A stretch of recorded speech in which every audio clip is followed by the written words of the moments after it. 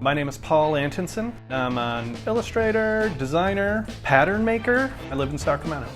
The ideas always come out differently when you start sketching them loosely. You might have an entire way of thinking you're going to approach something, but as soon as you start thumbnailing or just sketching it out, suddenly all the potentials winnow down to like what the right solution is. You're having an experience, you're at the beach or you're hiking or you're in someplace in the city, and to be able to sit and sketch, it kind of transforms that experience for you. You know, like you hold the memory differently, you hold the place differently. There's like magic to sketching and then keeping it all in a sketchbook. Especially in this like age of devices and everything, the sketchbook is like the ultimate anti-device.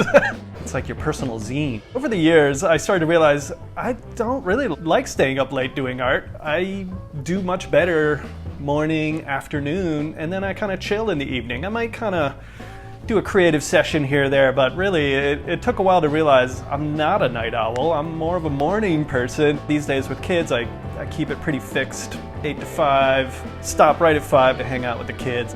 Dribbble has impacted me as an illustrator, particularly after I moved to California. Moved here not knowing anybody, and soon after I moved here, I went to a Dribbble meetup in town, and it was really cool. I can be a bit of a wallflower at these type of things, but this was really like a great conversation with all these local designers and illustrators, and it was just a great way to kind of feel like there was a community and that I'd sort of slowly moved into that community a little bit.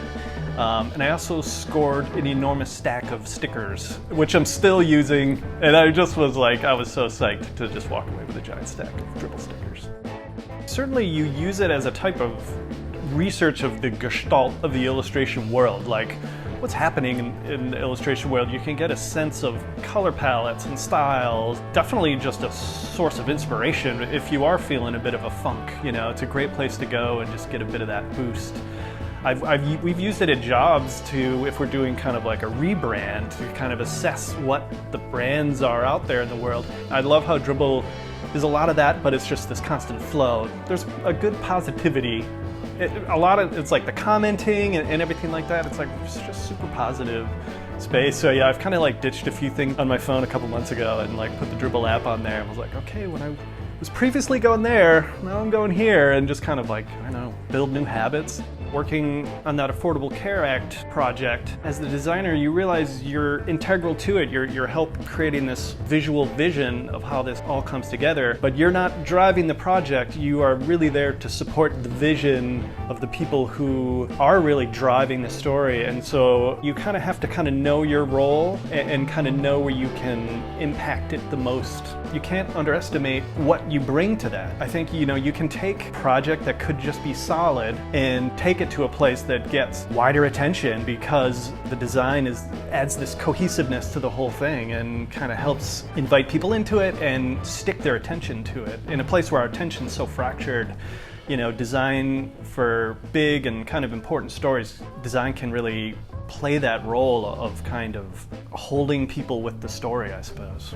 There's a Sacramento company, they're a cyclocross bike company called Squid Bikes. I get to do illustration, I get to create patterns for their kits, I get to do some animation, plus I get to indulge the kind of like 80s skate vibe and 90s snowboard vibe and kind of channeling it into a modern vibe in a way with those influences. You are not your work.